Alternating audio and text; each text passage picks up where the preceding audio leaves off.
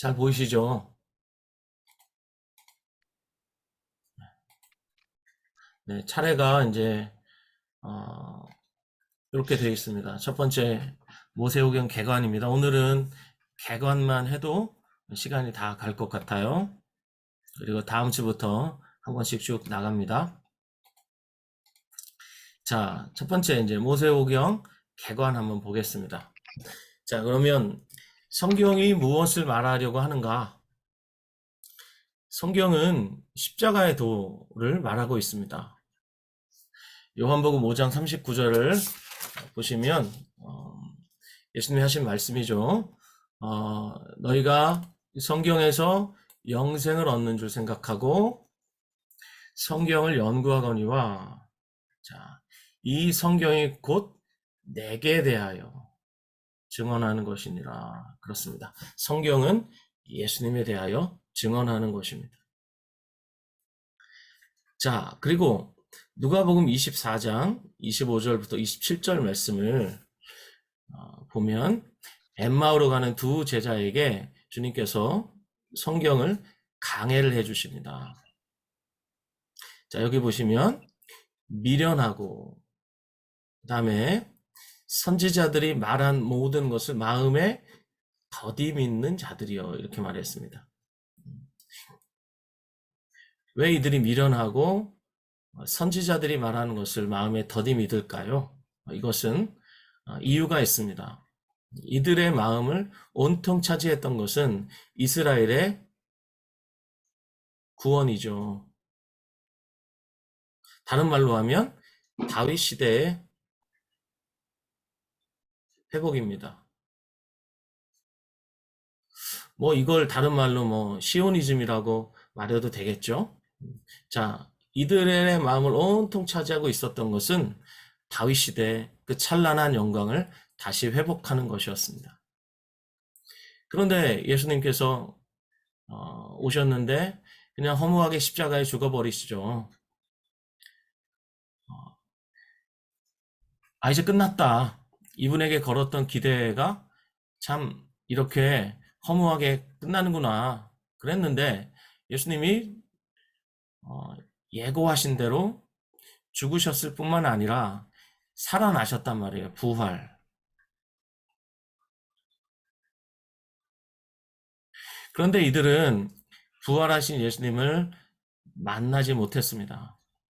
그러니까 부활하신 예수님에 대한 소식은 들었죠. 여자들을 통해서 예수님이 살아나셨다는 이야기는 들었지만 그것이 전혀 이들에게 아무런 영향을 주지 못했습니다. 이들에게 전혀 기쁨이 되지 못했습니다. 그래서 엠마오로 가던 이 두 제자에게 주님이 나타나십니다. 이미 요한과 베드로에게는 빈 무덤을 보여주셨죠. 그리고 이 막달라 마리아가 이 부활하신 예수님을 보고 제자들에게 증언했습니다. 그런데 전혀 기쁘지 않았던 이 두 제자가 엠마오로 가고 있었는데 그때 주님이 이들과 동행해 주시죠. 그러면서 책망하시는 거예요. 미련하다. 마음에 더디 믿는다. 마음이 둔하다는 거죠. 자, 그러면서 예수님이 여기서 이렇게 말씀하십니다. 고난을 받고 그 다음에 영광에 들어가야 할 것이 아니냐. 그러니까 제자들은 이 영광에 취해 있었습니다. 다윗 시대 그 찬란했던 그 영광을 다시 회복하는 것, 이것이 이들의 인생 목표였죠. 근데 영광에 들어가려면 반드시 고난을 거쳐야 된다는 이 십자가의 도를 전혀 이해하지 못하고 있었죠. 자, 이것을 말씀하시고 자, 모세와 모든 선지자의 글로 시작하여 모든 성경에 쓴 바 자기에 관한 것을 자세히 설명하시니라. 아까 보았던 요한복음 5장 39절에서 성경이 곧 내게 대하여 증언하는 것이니라 이렇게 말씀하시는 것과 일맥상통하는 말씀이죠. 모든 성경에 쓴 바 자기에 관한 것을 자세히 설명하셨다. 이게 예수님의 성경 강해 방법입니다. 여기 설명이라는 단어 있죠. 여기에서 성경 해석하기라는 단어가 나왔어요. 설명하셨다. 얼마나 좋았을까요? 이때 예수님의 그 강해를 녹취를 했으면, 그걸 오늘날 우리가 그 녹취본을 갖고 있으면 굳이 구약 성경을 우리가 이렇게 공부하지 않아도 예수님의 구약 성경 강해면 충분하지 않겠습니까? 네, 그런 아쉬움이 있습니다. 자, 그런데 여기 이제 중요한 표현이 나옵니다. 잘 보세요. 모세와 그다음에 모든 선지자의 글 이렇게 나오잖아요.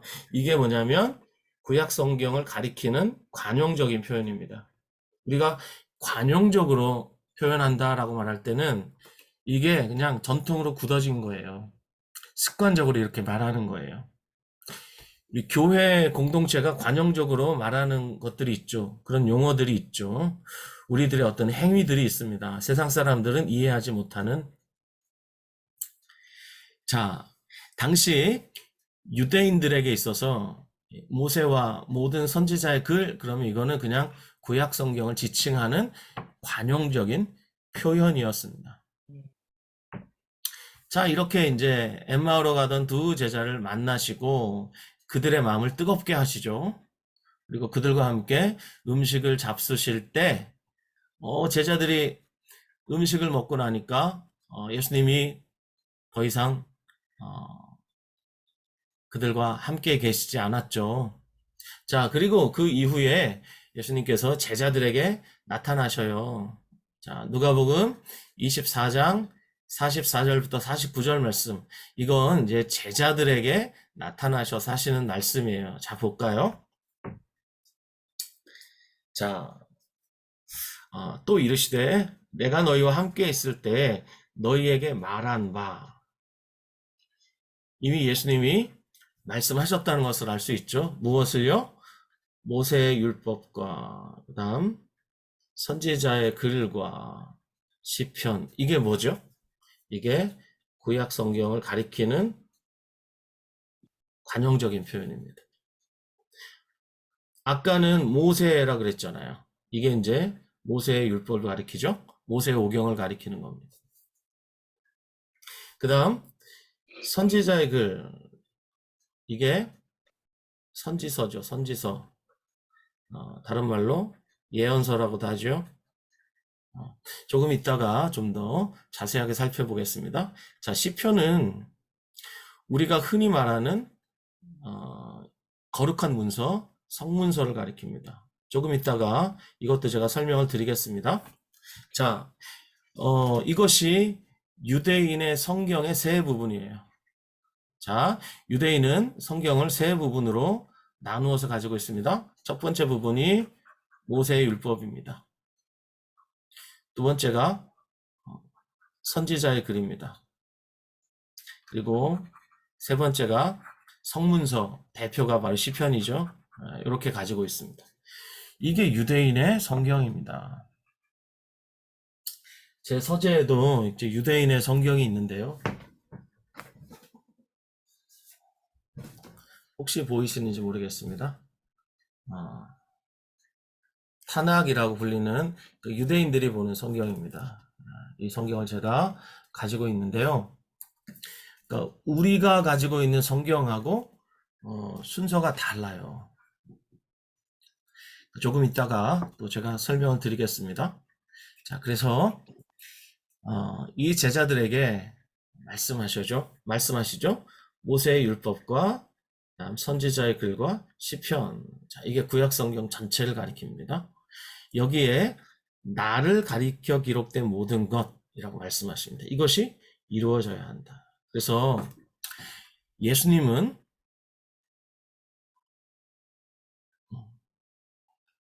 구약의 성취자이십니다. 네. 자, 구약이란 말은 쉽게 말하면 옛 언약을 가리키죠. 옛 언약. 자, 이 옛 언약을 예수님이 성취하신 것이죠.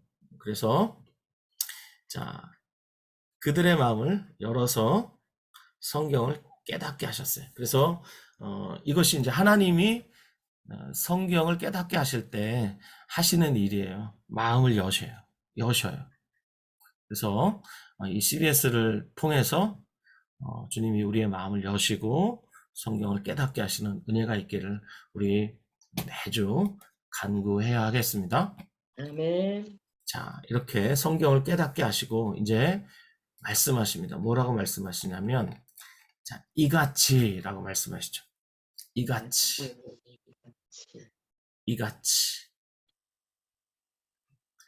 자, 이미 말씀하셨어요. 제자들에게 말씀하셨지만 제자들은 깨닫지 못했죠.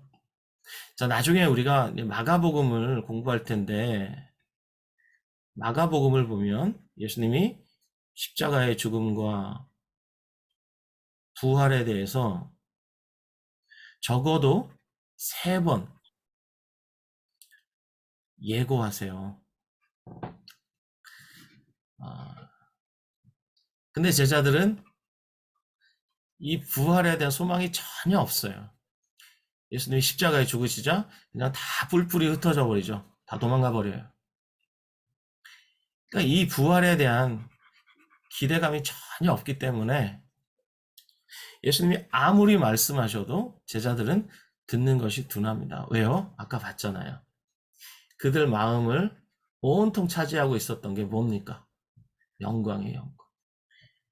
이스라엘의 구원, 그리고 다윗 왕국의 그 찬란한 영광의 회복, 이것이 온통 제자들의 마음을 차지하고 있었기 때문에 이 십자가, 이 고난이라는 이 영광으로 가기 위한 이 전 단계, 이 십자가에 대한 이해가 전혀 없는 것이죠. 그렇기 때문에 주님이 아무리 말씀하셔도 그들은 깨닫지 못했습니다. 나중에 언제 다 깨닫게 되나요? 예수님 부활하시고 성령을 받은 이후에 그들이 깊이 있게 깨닫게 됩니다. 자, 요한복음 14장, 15장, 16장 이렇게 쭉 보면요. 예수님이 제자들에게 뭐라고 말씀하시냐면, 지금은 너희가 감당하지 못한다. 내가 아무리 얘기해도 너희가 지금은 그거 절대 감당할 수가 없다. 나중에 성령을 받으면 성령이 오셔서 그들 가운데 내가 말한 모든 것을 기억나게 하실 것이다. 너희를 모든 진리 가운데로 인도하실 것이다. 그래서 그들을 통하여 예수님이 하신 말씀들, 또 교회를 향한 하나님의 그 마음들, 이런 것들을 다 기록해서 성경으로 교회에게 선물로 주시죠. 자, 그래서 그들의 마음을 열어서 성경을 깨닫게 해주십니다. 그리고 말씀하시죠. 이같이 그리스도가 고난을 받고 제3일에 죽은 자 가운데서 살아날 것과 그 다음 그의 이름으로 죄사함을 받게 하는 회개가 예루살렘에서 시작하여 모든 족속에게 전파될 것이 어떻게 해요? 기록되었다. 자, 그렇다면 여러분, 구약 성경의 핵심 메시지가 뭐라는 거예요? 구약 성경의 메시지가 뭡니까? 여기 나오잖아요. 십자가의 도죠. 십자가의 도. 고난을 받고 죽는다는 거죠. 그 다음에 살아나신다는 거죠. 십자가와 그 다음에 resurrection, 부활. 요 두 가지가 구약 성경의 핵심 메시지라는 겁니다. 이것이 구약 성경의 핵심 메시지고, 자, 그래서 그의 이름으로 이제 복음이 전파될 때 회개하는 자는 죄사함을 받게 되고, 그리고 그 복음이 예루살렘에서 시작해서 모든 족속에게 전파된다. 이것이 성경에 기록됐다. 구약 성경에 이게 다 기록되어 있다는 거예요. 예를 들면 이런 거죠. 자, 아브라함에게 약속하시죠. 땅의 모든 족속이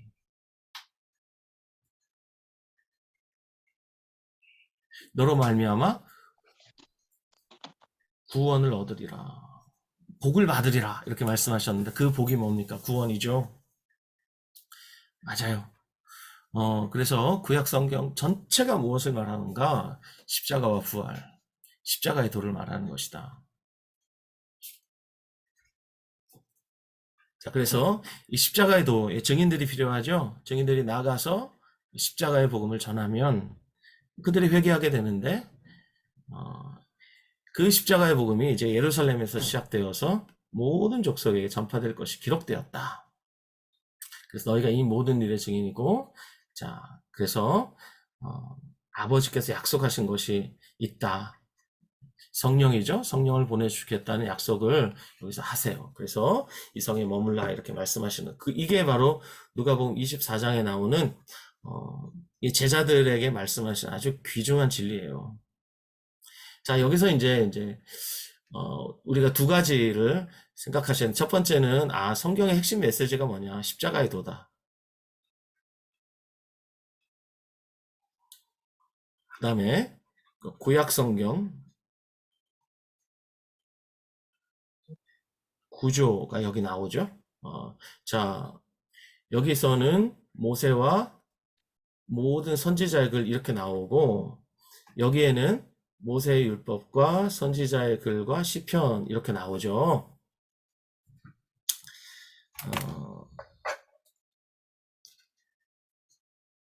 자, 그러면 여러분 교재 6페이지에 나오는 표를 봐주시기 바랍니다.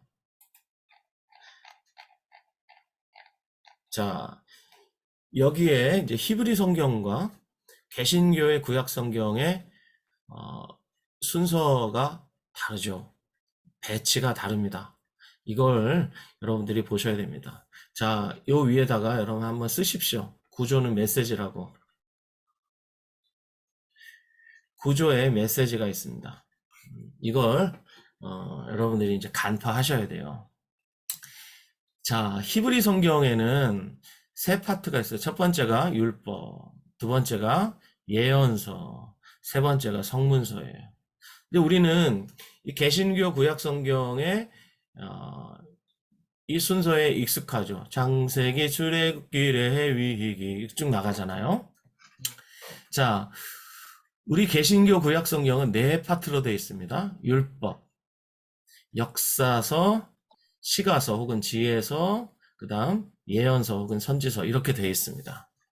이 구조에 익숙하기 때문에 이 히브리 성경의 구조를 딱 만나면 우리가 좀 당황스럽습니다. 근데 예수님께서 제자들에게 성경에 대해서 말씀하실 때 요 구조로 말씀하셨다는 것을 안다면 요 구조를 아는 게 너무 중요하겠죠. 그렇죠? 자, 아까 뭐라고요? 모세의 율법과 그 다음에 선지자의 글과 그 다음에 시편. 이 성문서의 대표가 뭐예요? 제일 앞에 나오는 시편이에요. 아시겠죠? 이렇게 세 편으로 되어 있습니다. 자, 그래서 여기 한번 보세요. 이 율법을 뭐라 그러냐? 율법서를 토라라 그래요. 토라. 토라의 제일 앞에 있는 글자가 T죠. 그 다음에 예언서를 느비임이라고 해요. 느비임. 느비임이라고 하는데 앞 글자가 이니셜이 뭐예요? N이죠. 그 다음에 성문서를 케투빔이라 그래요. 케투빔. 케투빔. 케투빔. 그래서 이니셜이 K예요. 그래서 유대인의 성경을 TNK라 그래요. 이것만 가지고는 발음이 잘 안 되죠. 그래서 이게 자음이란 말이에요. 그래서 여기다가 R을 넣어. 그 다음에 그 중동 사람들의 발음이 여기 들어가요. 그럼 이 발음 어떻게 되나 해보세요. 타낙크 이렇게 되죠. 그래서 유대인의 성경을 타낙이라고 하는 거예요. 타낙 가래 끓는 발음 있죠. 타낙 이렇게 되는 거예요. 자, 그러면 이제 율법서에는 뭐가 있는가? 모세의 율법 5권. 이건 구조가 똑같아요. 창세기, 출애굽기, 레위기, 민수기, 신명기 여기까지는 똑같아요. 어때요? 똑같죠? 네. 예. 근데 이제 예언서부터 달라져요. 자, 정기 예언서가 있고 후기 예언서가 있어요. 자, 전기 예언서가 우리 성경은 역사서인데 여기는 예언서로 분류가 됩니다. 여호수아, 사사기, 여기서 룻기 빠졌습니다. 룻기 없죠. 빠졌고. 그다음에 사무엘상하, 열왕기상하 여기까지가 전기 예언서입니다. 룻기 없습니다. 자, 그다음에 후기 예언서가 이사야, 예레미야, 에스겔, 그다음에 12선지서가 여기 있습니다. 여기서 빠진 게 있어요. 자, 예언서 중에 여기 우리 예언서는 이사야부터 말라기까지잖아요. 네. 여기 중에서 빠진 게 있어요. 후기 예언서에 빠진 게 있어요. 뭐가 빠졌냐면은 여기 애가 있죠. 네. 예레미야 애가 여기 빠져 있어요. 어디가 있습니까? 여기가 있죠. 그렇죠? 그렇다고 해주세요. 네. 예. 그 다음 다니엘서가 없죠. 다니엘서 어디 있습니까? 여기에 있습니다. 여기. 이렇게 빠져 있어요. 그렇게 해서 예언서가 전기 예언서, 후기 예언서 이렇게 구성이 되어 있고, 세 번째 성문서. 성문서라는 거는 이제 거룩하다는 거죠. 거룩한 문서. 자, 시편이 대표예요. 여기는 이제 세 가지로 나눠져 있어요. 지혜서 두루마리. 이게 두루마리는 이제 축제할 때 읽는 두루마리예요. 예를 들어 6월절에는 아가서를 읽습니다. 룻기는 뭐 오순절에 읽고 이런 식으로 읽습니다. 자, 그 다음에 역사서가 있어요. 여기에 역사가 있어요. 우리는 여기에 역사가 있잖아요. 그렇죠?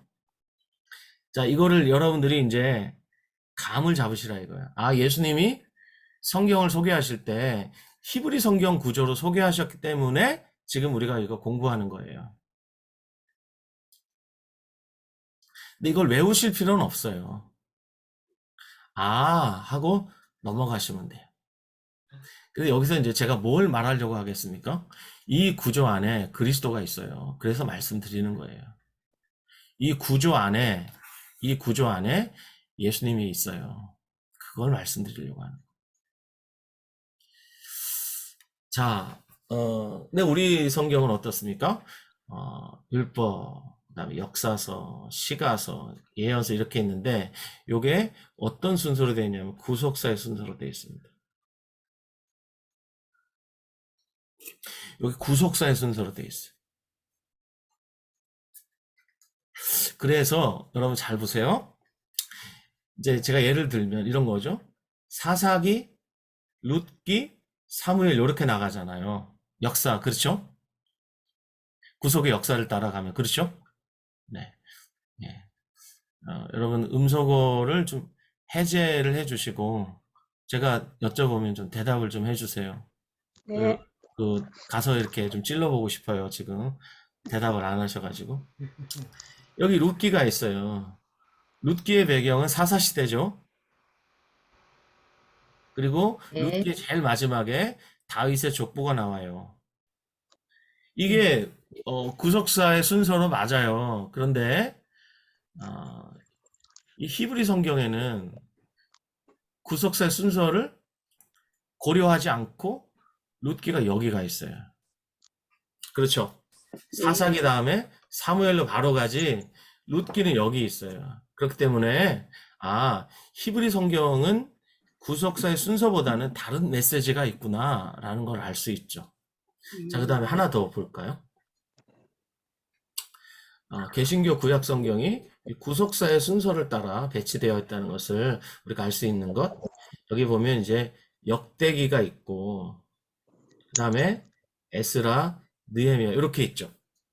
그렇죠? 자, 네. 요건 전부 포로기 이후입니다. 포로 시대 이후에 역사예요. 요 순서가 맞아요.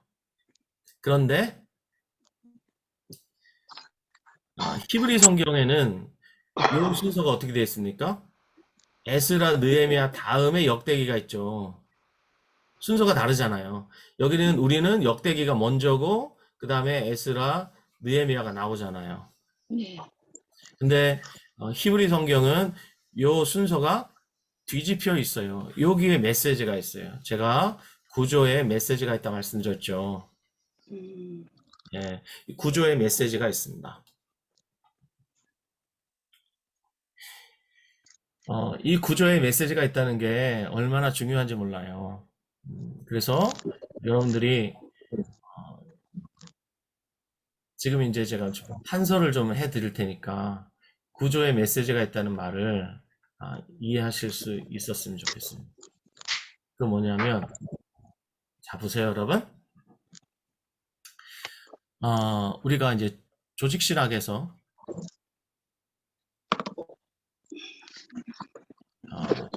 흔히 말하는 구원의 서정 순서라고 말해야 되겠죠. 구원의 순서. 이건 시간적인 순서가 아니라 논리적인 순서예요. 논리적인 순서. 잘 보세요. 성부 하나님은 구원을 어떻게 해요? 예정하셨죠. 성자 예수님은 성부께서 예정하신 이 구원을 어떻게 해요? 이루셨어요. 실행하시죠. 그래서 우리를 구속하시죠. 그 다음에 성령 하나님은요. 성부께서 예정하시고 성자께서 성취하신 이 구원을, 구속을 어떻게 해요? 적용하시잖아요. 그렇죠? 적용하실 때 제일 먼저 뭐부터 하세요? 소명부터 하시죠. 부르시잖아요. 자, 부름받은 자를 어떻게 해요? 거듭나게 하시죠. 그 다음에 거듭난 자가 회심합니다. 거듭난 자가 회심해요.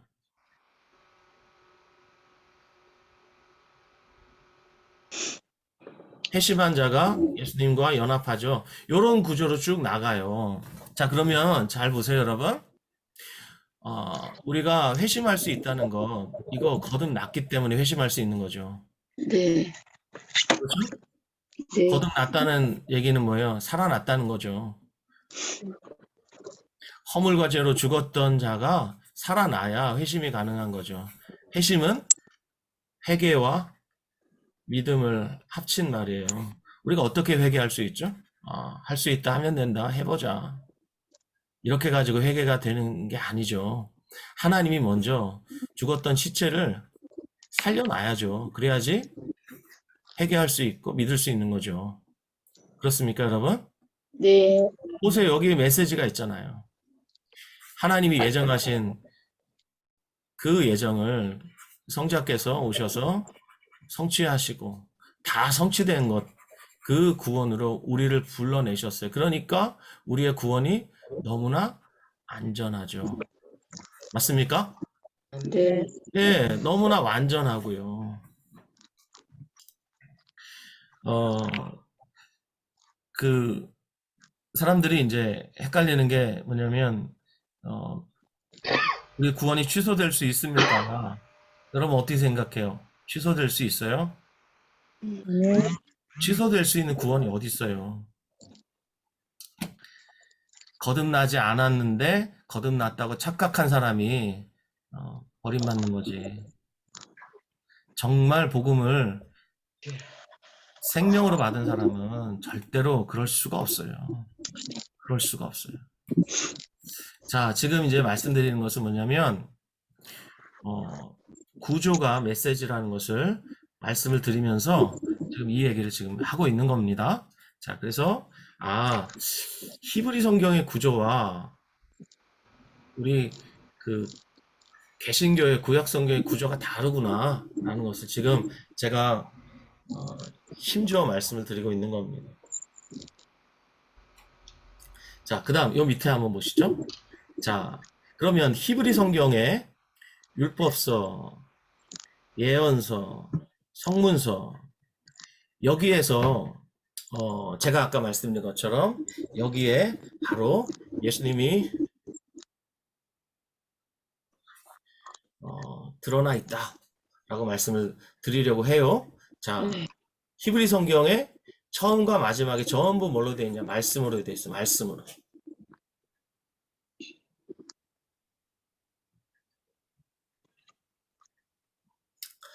자, 먼저 창세기 1장 1절을 보면 율법서의 시작, 창세기 1장 1절에 뭐라고 나오죠?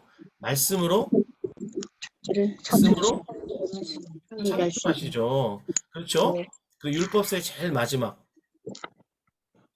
34장 10절을 한번 보시기 바랍니다.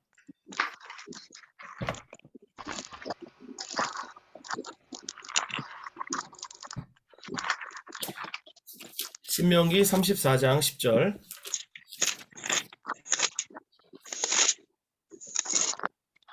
자, 같이 읽어요. 시작. 그 후에는 이스라엘의 모세와 같은 선지자가 일어나지 못하였나니 모세는 여호와께서 대면하여 하시던 자요. 이렇게 나옵니다. 모세와 같은 선지자가 다시는 일어나지 못했다. 모세는 어떤 자라고 설명합니까? 여호와께서 대면하여 아시던 자죠. 그래서 하나님의 말씀을 받아서 그 말씀을 더하거나 빼지도 않고 이스라엘 백성에게 그대로 전한 사람이 모세예요. 그래서 이제 모세가 죽었단 말이에요. 죽으면서 이 모세오경의 제일 마지막이 어떤 메시지로 끝나냐면 하나님의 말씀을 대언하는 선지자를 기다리면서 끝이 나요.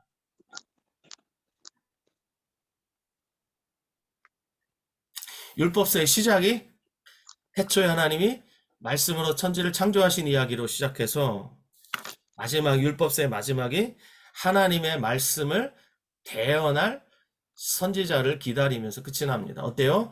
말씀으로 시작하고 말씀으로 끝이 나죠? 이 율법서예요. 자, 예언서의 시작은 무엇입니까? 자, 히브리 성경의 구조로 말하는 겁니다. 히브리 성경에 예언서, 전기 예언서가 있고 후기 예언서가 있는데 전기 예언서의 시작이 뭡니까? 여호수아서죠. 자, 여호수아서의 시작이 뭐예요, 여러분? 여호수아서 1장. 어떻게 시작이 됩니까? 여호와께서 여호수아에게 말씀하시다. 예. 여호수아에게 말씀하시죠. 자, 이 말씀을 받는 여호수아는 지금 뭐 하러 가야 합니까? 정복하러 가야 되잖아요. 정복 전쟁을 하러 가잖아요. 그러면 뭘 가르쳐 주셔야 돼요? 전략과 전술을 가르쳐 주셔야죠. 그런데 이거 말고 뭐 가르쳐 주세요? 이거 안 가르쳐 주시죠? 네. 뭘 가르쳐 주세요? 너 말씀을 주야로 묵상해라. 그러면 어디로 가든지 네가 형통할 것이다. 이렇게 말씀하시죠? 네. 예. 그래서 이 전기 예언서의 시작인 여호수아서 1장부터 말씀이 중요하다는 것을 말씀하세요. 그리고 예언서의 제일 마지막이 뭐냐? 말라기거든요. 말라기 4장 4절부터 6절 한번 보시죠.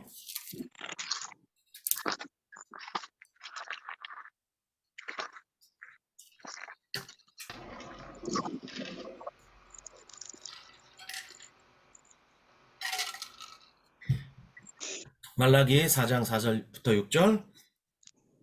자, 너희는 내가 호렙에서 온 이스라엘을 위하여 내 종 모세에게 명령한 법, 곧 율례와 법도를 기억하라. 호렙에서 모세에게 명령한 법, 곧 율례와 법도, 이것이 무엇입니까? 신해산 언약이죠. 기억해라. 보라, 여호와의 크고 두려운 날이 이르기 전에 내가 선지자 엘리야를 너희에게 보내리니. 자, 여기 선지자 엘리야는 누굽니까? 여기 선지자 엘리야는 누굽니까? 예수님. 세례 요한을 가리키죠. 그렇죠? 세례 요한입니다. 세례 요한이 왜 왔습니까? 세례 요한 자기를 드러내려고 왔습니까? 아니면은 누구의 주의 길을 길을 닦기 위해서 왔습니까? 주의 길을 굽게 하라. 길을 예비하기 위해서 왔죠. 누구의 길을요? 주의 길을 예수 예비하기 위해서. 그리스도. 메시아, 예수님을 예비하기 위해서 왔습니다. 그래서 그가 했던 사역이 무엇입니까? 6절입니다. 그가 아버지의 마음을 자녀에게로 돌이키게 하고 자녀들의 마음을 그들의 아버지에게로 돌이키게 하리라. 이것이 세례 요한의 사역이었습니다. 말라기에서는 세례 요한의 사역을 이렇게 설명하고 있어요. 그래서 돌이키지 않으면 두렵건대 내가 와서 저주로 그 땅을 칠까 하노라 하시니라. 자, 그래서 세례 요한은 와서 회개의 세례를 베풀죠. 회개하지 않으면 너 저주받는다. 하나님의 심판을 받는다. 회개하라. 막 이렇게 외쳤잖아요. 결국 세례 요한이 길을 놓았고 그 길로 누가 오셔요? 예수님. 예수님이 오셔서 자, 이 교재 보시면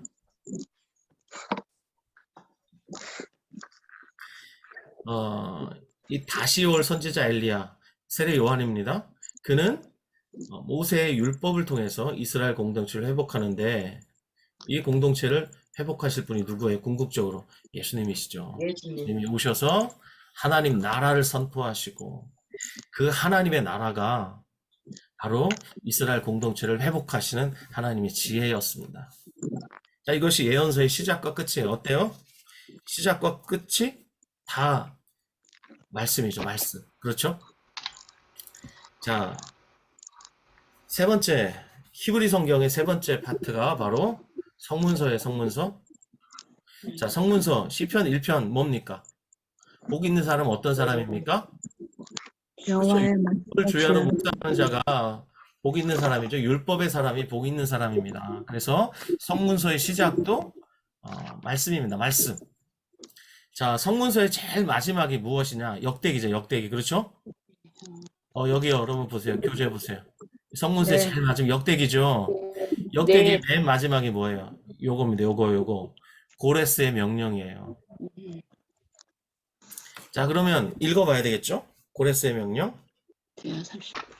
역대하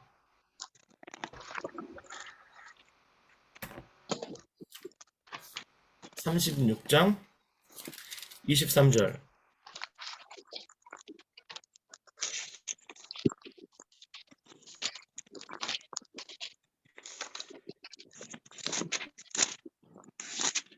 자, 같이 읽습니다. 36장 23절 시작. 바사왕 고레스가 이같이 말하노니 하늘의 신 여호와께서 세상 만국을 내게 주셨고 나에게 명령하여 내 성전을 건축하라 하셨나니 너희 너희 중에 중에 이에 백성된 자는 다 올라갈지어다. 너희 하나님 여호와께서 함께 하시리라 하나노라 하였더라. 자, 역대기의 제일 마지막이 이것입니다. 그래서 히브리 성경의 제일 마지막 메시지가 고레스의 명령이라는 것을 우리가 좀 주목해 볼 필요가 있습니다. 고레스의 명령을 따라서 하나님의 백성된 자가 다 올라가죠. 어디로 올라갑니까? 예루살렘으로 돌아가죠. 그렇죠? 예. 자, 그러면 이건 무엇을 말하는 것입니까? 예레미야를 통해 하신 말씀의 성취예요. 자, 예레미야 29장 10절 한번 찾아봐 주세요. 예레미야서 29장 10절.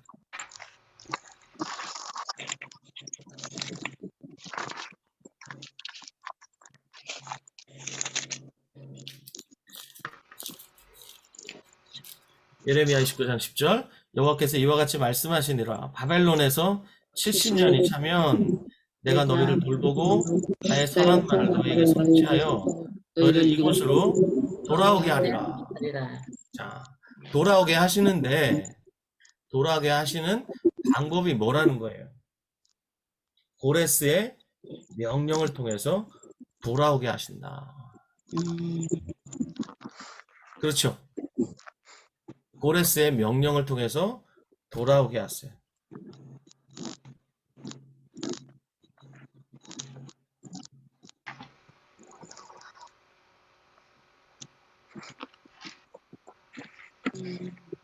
자, 고레스의 명령을 통해서 그들이 돌아온 역사가 무엇이에요? 여기 보세요, 여러분. 여기 구조를 잘 보세요. 이거 녹화해가지고 여러분에게 다시 보내드려요.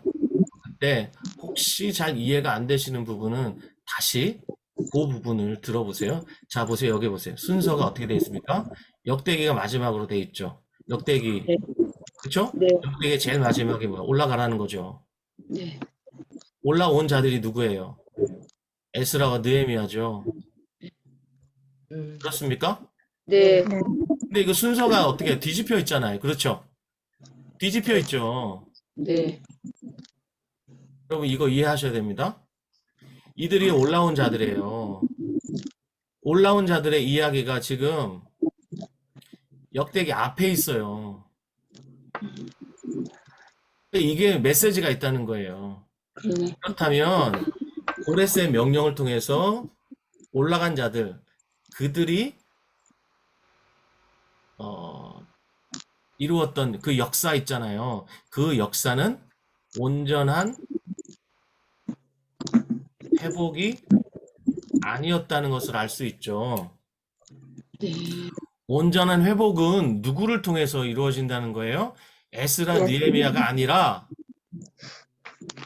다시 오실 예수님을 통해서 이루어진다는 거예요. 그래서 자, 이 고레스의 명령은 결국 누가복음 2장 1절 2절에 나오는 가이사 아구스토의 명령으로 이어집니다. 이게 이제 이 구절을 통해서 보는 메시지예요. 자, 가이사 아구스토의 명령 한번 보죠. 2장 1절 2절 누가복음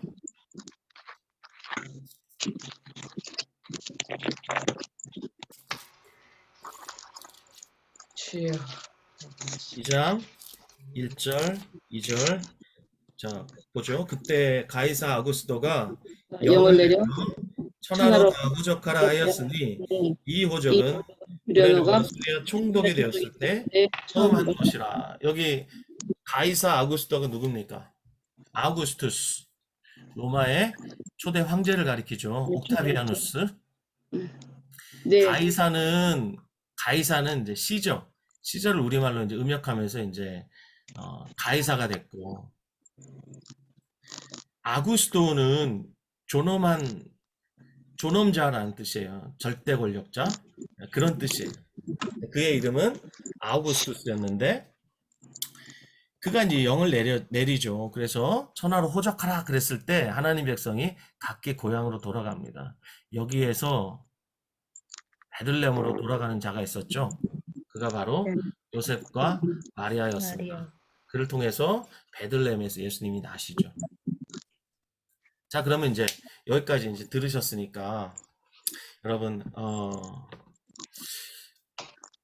이게 타낙이라는 것이 그러니까 히브리 성경이라는 것이 아무렇게나 이렇게 구조가 그 성경이 아무렇게나 배치된 게 아니구나라는 것을 알 수가 있어요.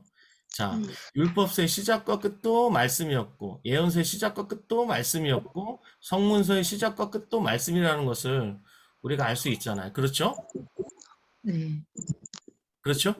네. 그래서 히브리 성경이 궁극적으로 말씀하고자 하는 것은 이 구조를 통해서 무엇을 말하고자 하는가? 그 말씀이신 예수. 예수님을 말하고자 하는 거. 아시겠죠? 요 구조 안에 예수님이 있어요. 기가 막힌 구조입니다. 기가 막힌 구조예요. 자, 그렇다면 이 개신교의 구약 성경, 우리 구약 성경 말이에요. 이 구약 성경은 구속사의 순서로 되어 있다 그랬죠? 네, 아까 네. 제가 이제 룻기 설명드렸고 역대기 설명드렸습니다. 자, 이렇게 되어 있는데, 자, 우리 그 성경의 제일 마지막 부분은 예언서죠. 이거 예언이라고 말할 수 있겠죠? 자, 요 말라기 다음에 나오는 성경이 뭐예요, 이제? 복음서죠. 네. 신약 성경, 복음서잖아요. 그렇죠? 네. 이 복음서가 예언서 다음에 딱 배치가 돼 있다는 것은 구약 성경이 우리말 구약 성경이 예언서로 되어 있다는 것은 예수님이 예언을 성취하신 복음이시구나라는 얘기예요. 네. 아멘. 이런 아멘. 구조로 되어 있습니다. 그래서 다소 좀 어렵겠지만 요 정도는 좀 이해를 하시면 좋겠다라는 차원에서 말씀을 드린 거예요.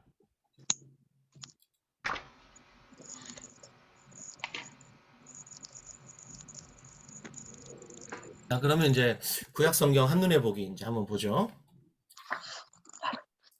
자, 이건 어디서도 볼 수 없는 제가 그린 그림입니다.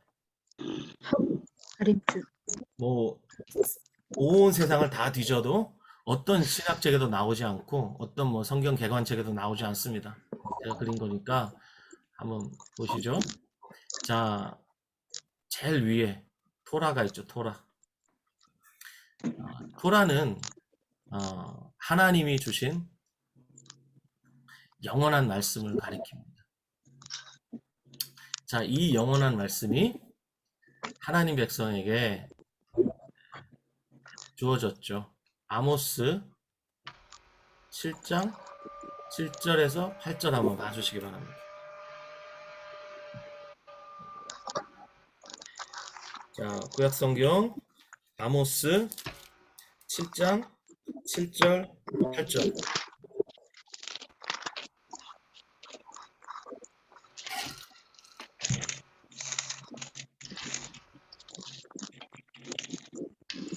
아모스가 이제 환상을 보죠.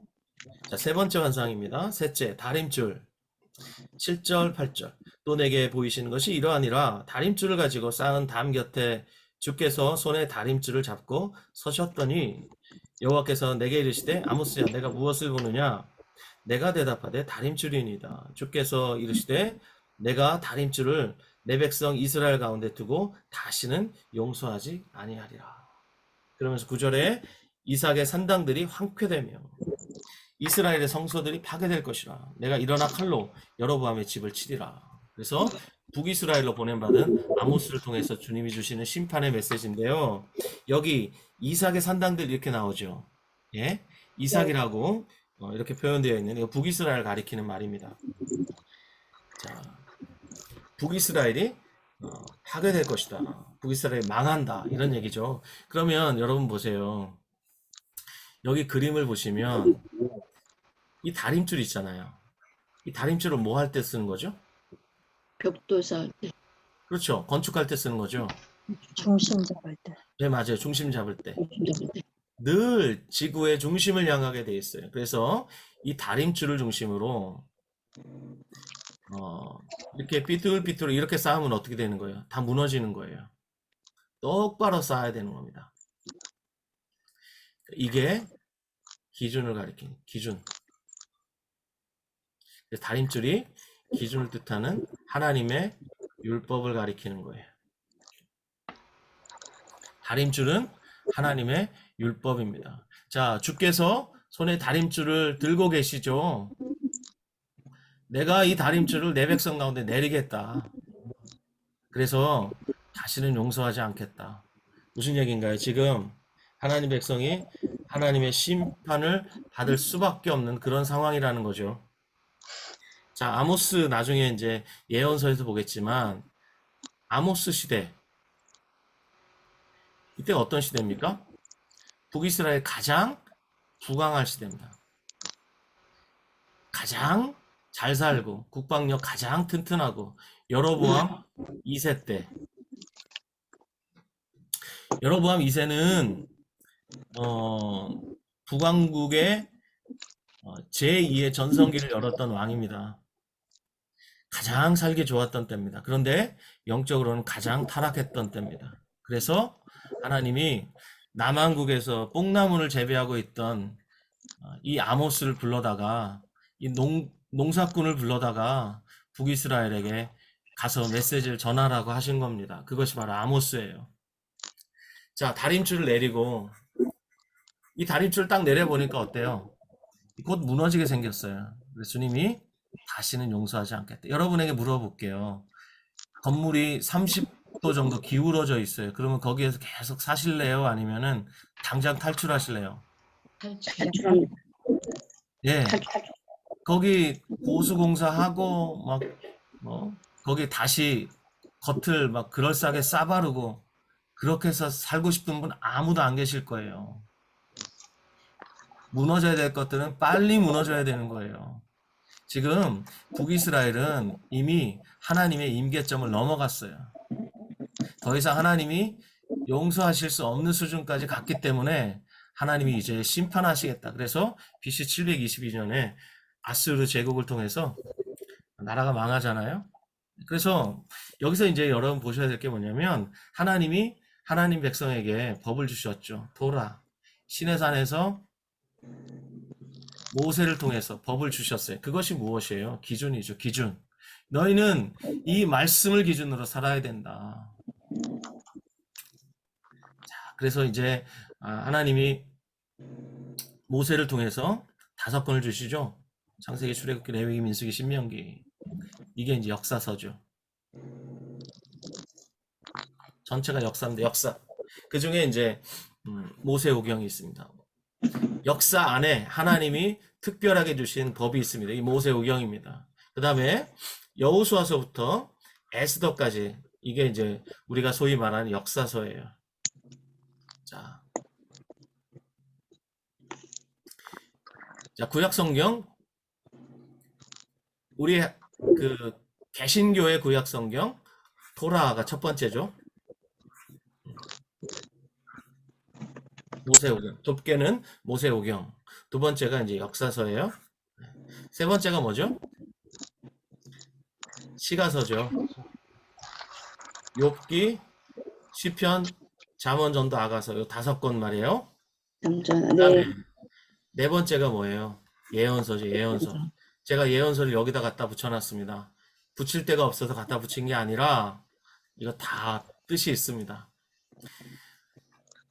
우리가 이제 구약 성경 그 역사를 배울 때 여러분에게 말씀드리겠지만 하나님이 기름 부어 세우시는 세 종류의 사람이 있습니다. 첫 번째 왕입니다. 두 번째가 제사장이고 제사장, 세 선지자. 번째가 선지자예요. 자, 왕은 하나님의 형상입니다. 하나님을 대리하는 통치자예요. 그 다음 제사장은 누구죠? 백성의 대표입니다. 그래서 이스라엘 백성이 하나님 앞에 나갈 때 이스라엘이 하나님 앞에 나갈 때 제사장을 통해서 나가죠. 그렇죠? 네. 그래서 제사장은 이스라엘의 대표구나 라고 여러분 머릿속에 딱 기억해 두세요. 제사장이 이스라엘의 대표구나.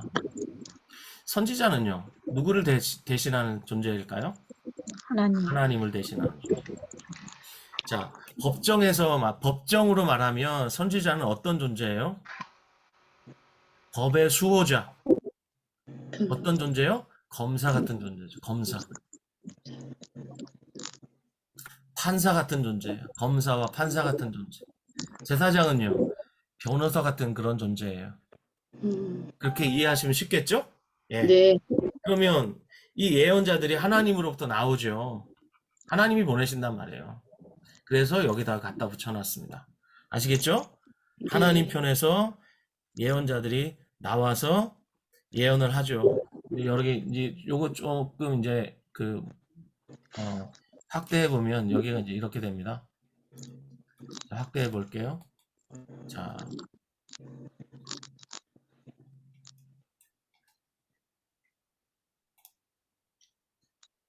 예언서도 보면은 포로 이전 시대의 예언서가 있습니다. 나중에 예언서는 제가 쉽게 여러분에게 다 가르쳐 드릴 거예요. 지금은 그냥 그렇군요 하시면 돼요. 포로 이전 시대 예언자들이 이렇게 쭉 있습니다. 전부 몇 명이에요? 12명이 12명. 근데 이 애가가 있죠. 이 애가를 예레미야가 썼다고 보면 11명이죠. 예레미야 애가니까요. 네. 아무튼 포로기 이전에 12권의 예언서가 있습니다. 포로 시대는요. 다니엘과 에스겔 2권. 포로 귀환 시대 학계, 스가랴, 말라기. 3권이 있습니다. 전부 몇 권입니까? 다 합치면 17권이죠? 17번째. 그렇죠? 네. 그래서 자, 모세오경이 5권, 그다음에 역사서가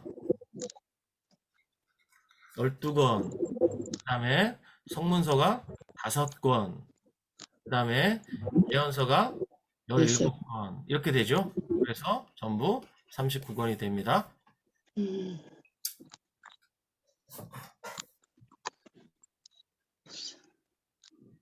자, 이렇게 그냥 확인만 하시고 이거 외우시려고 하시지 말고 아, 그렇군요 라고 이해하시면 돼요. 또 막 이런 거 보시면서 부담 느끼시지 마시고요. 자, 그러면 이제 토라라는 걸 좀 말씀을 드릴게요. 토라. 토라는요, 히브리 동사 야라에서 파생된 단어예요. 어근이 이제 2가지 의미를 지닙니다.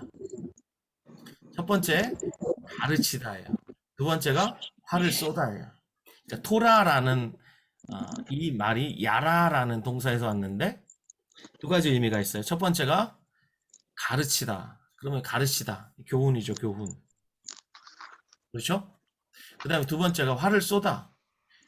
관역이라는 뉘앙스가 있습니다. 그래서 유대인들에게 이 구약 성경, 이 토라는 인생과 신앙의 표준적인 가르침입니다. 그래서 요대로 살아야 된다. 유대인들은 토라를 이렇게 이해한다고 보시면 되겠습니다. 그래서 앞으로 제가 이제 토라라고 얘기할 때는 좁게는 시내산에서 주신 율법을 가리키는 것이고 좀 더 넓게는 모세오경을 가리키는 것이고 더 넓게는 구약 성경 전체를 가리키는 것이다. 이렇게 이해하시면 되겠습니다. 여기까지 이제 이해하시는데 어려움이 없죠. 네. 자, 그러면 이제 모세오경을 간단하게 개관하겠습니다. 자, 오늘 시간이 얼마 남지 않았는데요. 자, 먼저 모세오경의 시작은 저는 이제 출애굽기부터 여러분에게 말씀을 드릴 거예요. 왜냐면 모세오경이 모세를 통해 주어졌기 때문에 모세가 활약했던 그 시기가 출애굽기부터잖아요. 그래서 출애굽기부터 할 거예요. 자, 출애굽기의 중심 스토리가 3개가 있습니다. 첫 번째는 당연히 탈출이죠. 출애굽하는 거죠. 탈출. 그 다음에 그들이 시내 광야로 가죠. 곧바로 약속의 땅 가나안으로 가지 않습니다. 시내산으로 가죠. 왜요? 그들에겐 법이 필요한 거예요. 아직 그들은 법이 없어요. 그래서 이 법을 주시기 위해서 시내산으로 이끄시는데 이 법을 주심으로 그들과 하나님이 언약을 맺습니다. 하나님이 그들에게 약속을 하시죠. 자, 이후에 그들이 이제 하나님과 만나서 교제하기 위한 장소가 필요합니다. 이 장소가 바로 성막이죠. 거룩한 천막이란 뜻이에요. 그래서 이 성막을 건립하는 이야기가 출애굽기의 마지막 부분입니다. 그래서 출애굽기는 크게 3가지 주제로 되어 있습니다. 탈출, 그다음에 언약, 그다음에 성막 이렇게 되어 있습니다. 이해하시는데 어려움이 없죠? 자, 그리고 이제 레위기의 말씀이 주어지는데 자, 레위기는 나중에 또 말씀드리겠지만 레위기의 시작이 어떻게 되냐? 우리말 성경 레위기는 그리고라고 하는 접속사가 빠져 있습니다. 레위기 1장 1절 펴보세요. 레위기 1장 1절.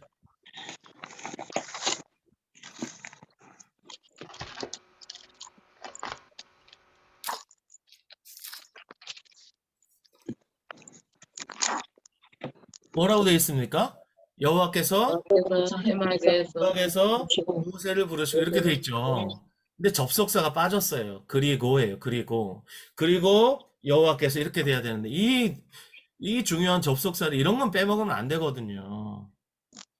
그러면 그리고가 뭐 하고예요? 성막을 건립하고 나서 그리고 이런 뜻이에요.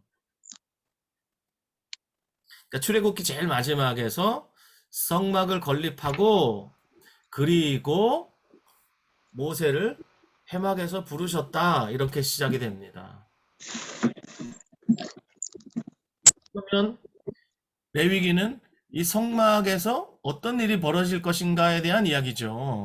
그렇죠?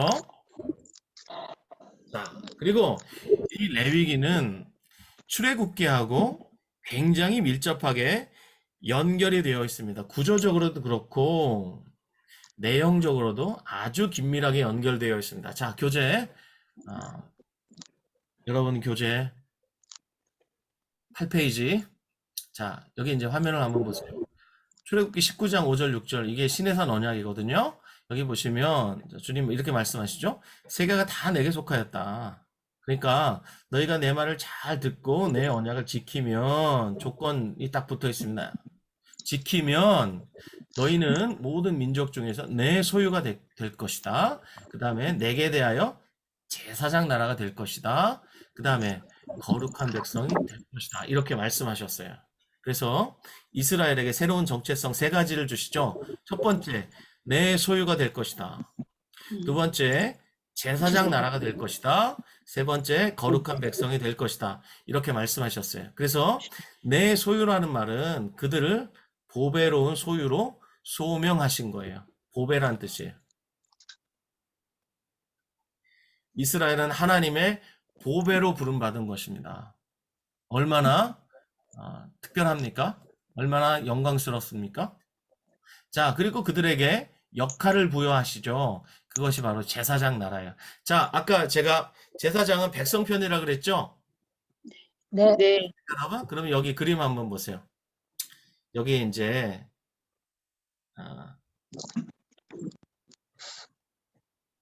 하나님이 계세요.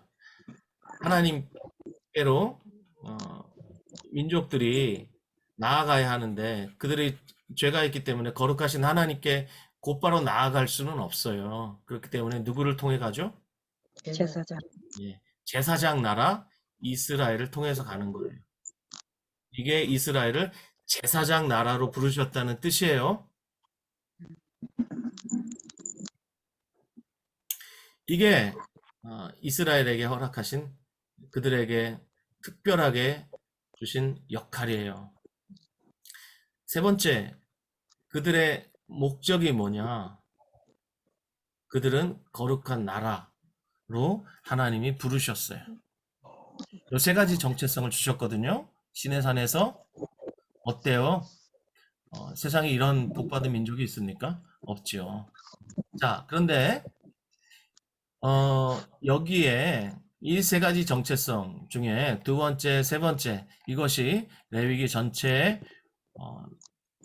구조와 내용을 이루고 있습니다. 나중에 상세하게 살펴보겠지만 레위기는 크게 두 부분으로 나눌 수 있습니다. 1장부터 10장까지는 어떻게 하면 제사장 나라로 살 수 있는가 이 이야기입니다. 두 번째 11장부터 27장은 어떻게 거룩한 백성으로 살 수 있을까 이 내용입니다. 그래서 레위기를 어려워요 이렇게 생각하지 마시고 쉬워요. 그러면 레위기는 쉬운 책이 됩니다. 제가 쉽게 이해할 수 있도록 잘 설명해 드릴게요. 자, 그래서 감사합니다. 제사장 나라로 살려면 뭐가 필요해요? 제사법이 필요하죠. 그래서 5가지 제사법이 나와요. 그 다음에 제사법만 있으면 안 되죠. 누가 필요해요? 제사장이 필요하죠. 이스라엘이 하나님께 곧장 나아갈 수는 없어요. 하나님이 거룩하신 분이기 때문에 반드시 중재자가 필요한 거예요. 제사장이 필요한 거예요. 자, 그리고 거룩한 백성으로 살려면 어떻게 해요? 무엇이 정결한 것이고 무엇이 부정한 것인지를 이스라엘 백성이 분별할 줄 알아야 되는 거예요. 이걸 제사장이 분별하여서 하나님 백성에게 잘 가르쳐야 하는 것입니다. 그리고 그들이 어떻게 하면 거룩한 백성으로 살 수 있을 것인가에 대한 이야기가 이제 쭉 나와요.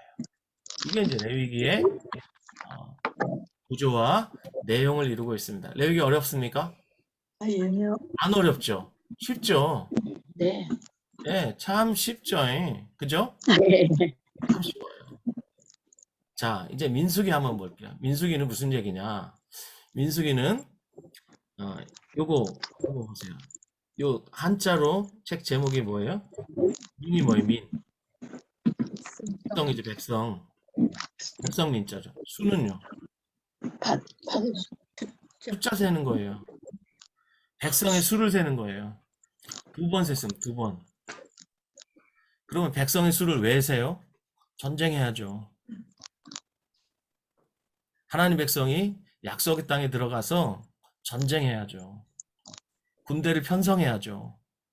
그러려면 각 지파에서 몇 명이냐? 남자의 수를 세겠죠? 이 민수기예요. 자, 그런데 이제 민수기 읽을 때 우리가 어려운 게 뭐냐면 이거예요. 여러분 이거 보세요. 이 표를 잘 보세요. 이 표 있죠? 이 표를 한번 보세요. 자, 출애굽기 1장부터 18장까지는 재밌습니다. 잘 읽혀요. 왜냐? 출애굽해서 어디까지 가는 여정이에요? 시내산까지 가는 여정이에요. 이 여정에서 뭐 불평하고 원망하고 뭐 물 없어요, 배고파요, 뭐 이런 얘기 계속 나오잖아요. 애굽에 10가지 재앙이 내린 얘기 아주 뭐 너무너무 재밌잖아요. 우리가 SF 영화를 보는 것 같은 그런 아주 신남이 있잖아요. 그런데 19장 1절부터 이제 우리가 마의 그 예, 공간으로 들어가는 거예요. 자, 이게 전부 시내산 아래에서 있었던 일입니다. 자, 출애굽기 19장부터 어디까지요? 민수기 10장까지.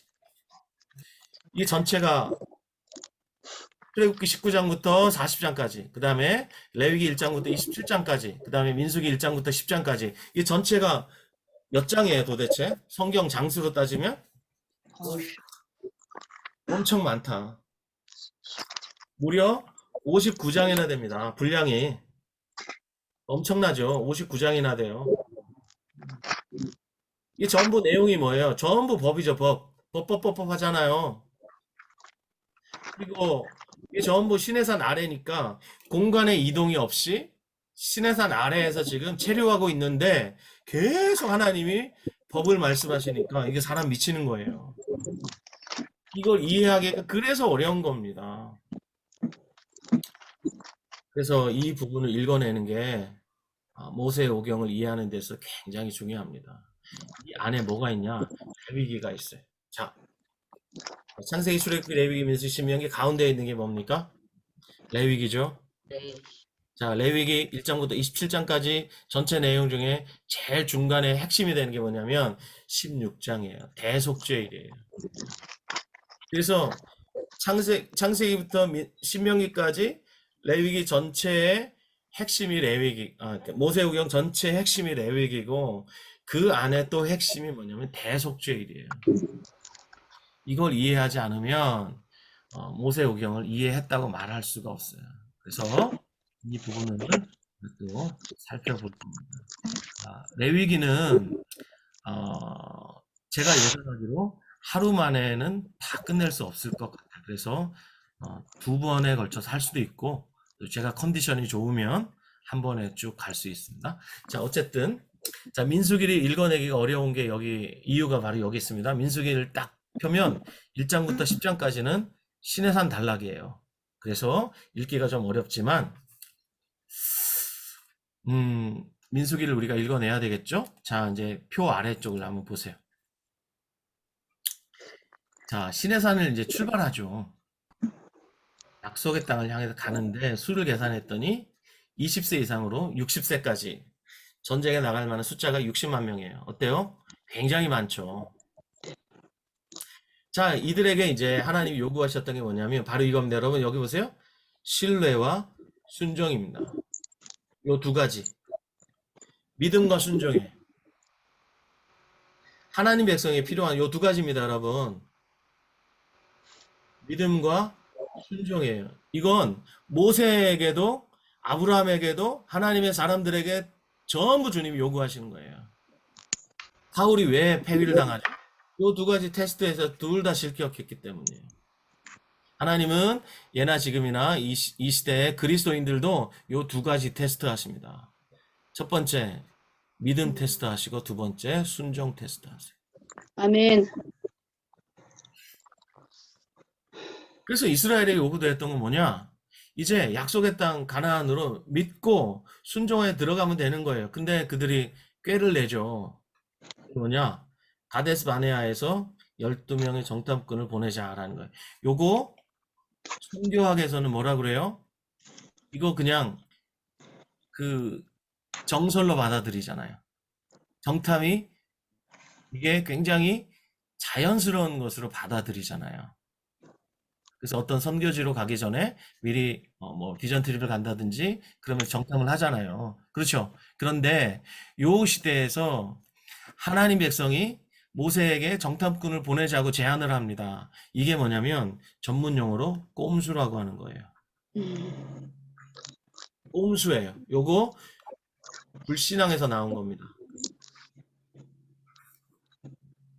들어가기 싫었던 거죠. 그래서 이제 민수기에서 요 부분을 제가 이제 다룰 거예요. 그래서 뭐 잘 아시겠지만 이 10명의 정탐꾼은 부정적인 보고를 하고 2명의 정탐꾼 여호수아 갈렙은 긍정적인 보고를 하죠. 그래서 여호수아 갈렙 외에는 약속의 땅 가나안에 아무도 들어가지 못했다. 1세대가 말이에요.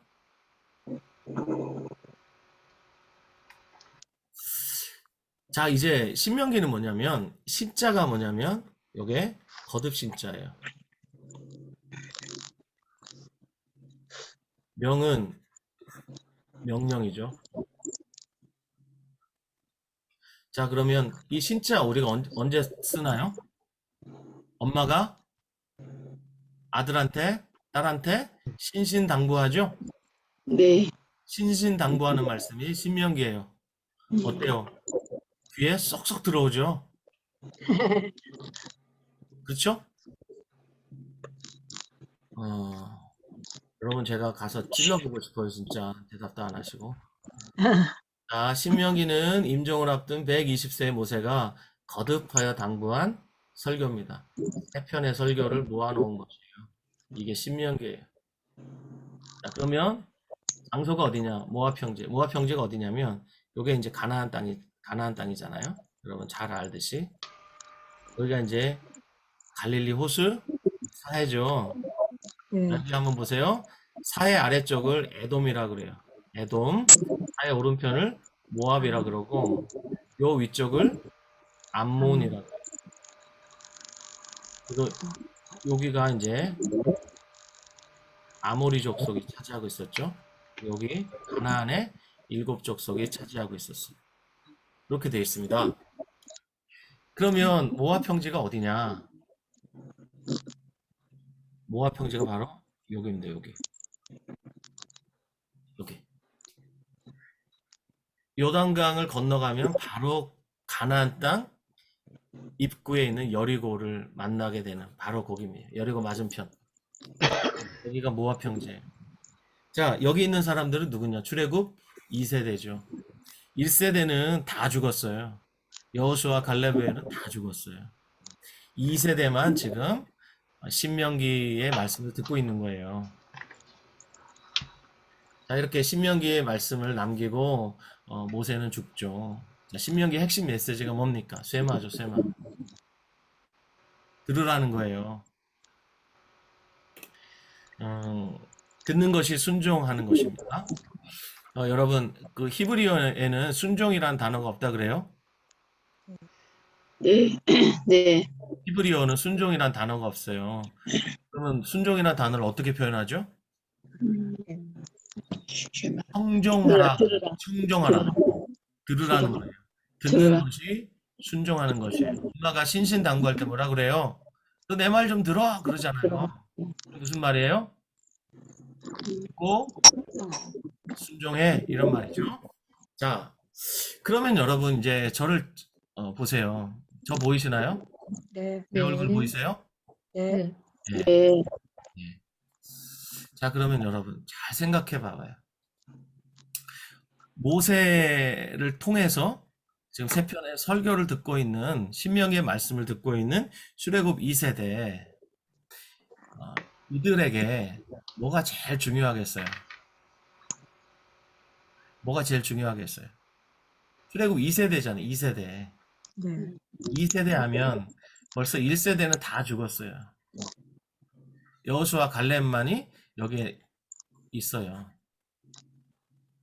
그러면 2세대에게 정말 중요한 게 뭐예요? 정체성이죠, 정체성.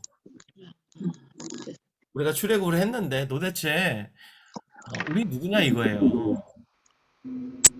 우린 누구냐 이거예요. 우리 민족은 누구냐 이거예요. 그래서 창세기를 기록해서 그들에게 들려주는 거예요. 됩니까? 너희가 누군지 내가 얘기해 줄게. 그러면서 모세가 창세기를 통해서 그들에게 말해주고 있는 겁니다. 자, 그래서 여기 창세기 이 부분을 제가 한번 읽어보겠습니다. 모압 평지에서 모세의 설교를 듣고 있는 이들, 출애굽 2세대, 이들은 도대체 누구이며 어디에서 왔나? 이들은 아브라함과 이삭과 야곱의 후손들이었다. 하나님은 이스라엘 민족의 조상들과 언약을 맺으셨다. 이스라엘을 애굽에서 구원하신 분이 바로 이스라엘 민족의 조상들과 맺은 언약에 신실하셨던 여호와 하나님이었다. 그렇다면 이스라엘 민족의 조상 아브라함은 어디서 왔냐 이거죠. 우리 조상 아브라함으로부터 우리 민족이 시작이 됐는데 이 시조 아브라함은 어디서 왔냐는 거예요. 그래서 인류의 원역사로 거슬러 올라가는 겁니다. 인류의 원역사 아담까지 거슬러 올라가죠. 그러면 아담은 최초의 사람 아담은 어떻게 생겼냐는 거예요. 자연적으로 발생했냐? 단세포 동물인 아메바로부터 시작된 것입니까? 아니요. 아니라는 거예요. 하나님이 창조하셨다라는 것을 얘기하는 거예요. 그래서 요즘 뭐 과학과 성경의 대화 뭐 이런 주제들 많잖아요. 그러면 여러분이 하나 물어보겠습니다. 창세기 1장, 2장에서 정말 말하고자 하는 게 뭘까? 하나님이 언제 창조했냐? 젊은 지구냐? 늙은 지구냐? 지구의 역사가 몇 년 됐냐? 6,000년이냐? 젊은 지구? 아니다. 지구는 46억 년 전에 창조됐다. 우주는 138억 년 전에 우주가 빅뱅을 통해서 우주가 생성되었다. 과학자들이 이런 얘기 하잖아요. 네. 그래서 성경이랑 우리가 과학을 어떻게 해요? 서로 대화를 해보려고 많이 시도하잖아요. 그건 부차적인 거예요. 그리고 성경과 과학은 절대로 충돌하지 않습니다. 그러면 창세기 1장, 2장에서 말하고자 하는 게 뭘까요? 언제 창조했냐? 어떻게 창조됐냐? 이것보다 더 중요한 게 뭐냐면 태초에 하나님이 이거예요. 누가 창조했냐는 거예요. 어떻게 창조됐냐? 이 세상이 어떻게 존재하게 됐냐? 말씀으로 존재하게 됐다. 이 얘기를 하고 싶은 거예요. 이해되시죠, 여러분? 네. 그래서 해와 달과 별 이렇게 쭉 나오잖아요. 그 당시에 그 이스라엘 민족이 살고 있었던 그 당시에 수많은 민족들이 해를 신으로 숭배하고 있었어요. 근데 창세기 1장에서 해는 신의 이름이 아니라 그냥 하나님이 창조한 피조물로 그냥 선언되고 있어요. 이해됩니까? 네. 네. 예. 누가 창조했냐? 이게 핵심이지. 어떻게 창조됐냐? 언제 창조됐냐? 이런 부차적인 문제를 가지고 뭐 첫째 날, 둘째 날, 셋째 날 그럴 때 그 날이 24시간이냐? 아니다. 그 날은 24시간이 아니라 한 시대를 가리킨다. 이게 날 시대 이론 아니에요? 그런 얘기를 막 하잖아요. 그런 얘기는 부차적인 얘기고 정말 중요한 게 뭐냐? 하나님이 창조했다는 거예요. 누가 창조했냐? 하나님이 창조했다. 고대의 어떤 신이 창조한 게 아니라 하나님이 창조하셨다라는 것을 말하기 위해서 모세가 이스라엘 백성에게 들려준 거예요. 우리는 아메바로부터 진화된 그런 존재가 아니라 허접한 존재가 아니라 하나님의 형상으로 창조된 존귀한 존재들이다. 하나님이 창조하셨다. 이 얘기를 하고 싶은 거예요. 아멘. 아멘. 네, 네, 그 얘기입니다, 여러분. 아멘. 그리고 이게 이제 창세기입니다. 그래서 제가 출애굽기부터 시작해서 창세기까지 제가 모세오경을 간단하게 보관해 드렸습니다. 자, 그러면 오늘의 마지막 구약성경의 시대 구분 한번 보죠. 제가 이제 10시대로 이제 구분을 했는데 여기 잘 보세요. 요 도표도 여러분 이제 요 도표는 자주 보셔야 되니까요. 먼저 첫 번째가 창조 시대죠.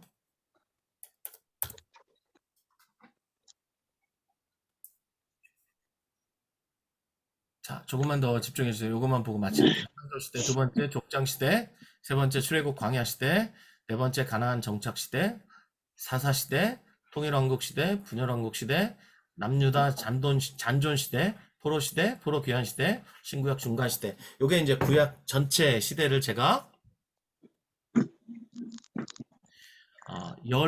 열 시대인가요? 둘, 셋, 넷, 다섯. 예. 신구약 중간 시대고 10시대로 이제 11시대로 제가 구분을 했는데 각각의 성경의 장들이 여기 다 있습니다. 다 있는데 자, 이건 이제 여러분들 외우실 것도 보셔야 되고요. 여기 하나님의 법이 어디 있습니까, 지금? 여기서부터. 그쵸? 가나안 정착 시대. 네. 가나안 정착 시대부터 하나님의 법이 있습니다. 이거 밀려서 이렇게 편집이 잘못돼서 이렇게 간 게 아니에요. 편집상의 오류가 아니라 이게 여기 있어야 돼요. 왜 그러냐? 요 이야기는 모세가 직접 들려주죠. 기록해가지고. 그렇죠? 이때까지 모세가 살아 있었어요. 그렇습니까? 네. 근데 이제 모세가 죽죠. 모세가 죽어요. 모세가 죽었어요. 여호수아 1장. 내 종 모세가 죽었으니 너는 일어나 내 백성과 더불어 일어나 이렇게 말씀하시잖아요. 모세가 죽었지만 뭐가 살아있어요? 모세를 통해 주신 하나님의 법이 살아있어요. 그 얘기예요. 모세를 통해 주신 법이 있지만 이 법이 두루마리에 기록됐겠죠. 그쵸? 양피지에 기록이 됐겠죠? 모세가 살아있으니 모세가 다 재판하고 또 중요한 순간에 하나님의 뜻을 전해주고 그랬겠잖아요. 근데 모세가 죽었어요. 그 이후에는 모세를 통해 주신 법이 살아있다. 법이 살아있습니다. 기준으로 살아있습니다. 그래서 이게 역사잖아요, 여러분. 이 역사. 자, 이제 이 역사를 판단하는 기준이 뭐냐면 하나님의 법이에요. 이 법에 순종하면 복을 받더라. 불순종하면 저주를 받더라. 이게 역사의 공식입니다. 왕을 평가하는 기준이 뭘까요? 그 왕이 하나님의 율법에 순종하더라. 그러면 선한 왕이에요. 근데 불순종하더라. 그러면 악한 왕인 것이에요. 사람을 평가하는 기준도 율법이고 역사를 평가하는 기준도 율법이고 하나님에게 복받고 또 저주받는 기준도 전부 율법이에요. 모세가 죽었지만 모세를 통해 주시는 율법이 살아있어서 이제 이 전체 역사를 율법을 통해서 주님이 평가하신다. 이것이 역사서의 의미예요. 자, 그러면 오늘 결코 짧지 않은 시간, 이 짧은 시간에 제가 구약 성경 이 전체를 쭉 한번 그 중에서 모세오경을 여러분에게 말씀을 드렸어요. 자, 오늘은 여기까지 하고 다음 시간에 이제 창세기를 공부할 테니까 창세기 읽어오세요. 네.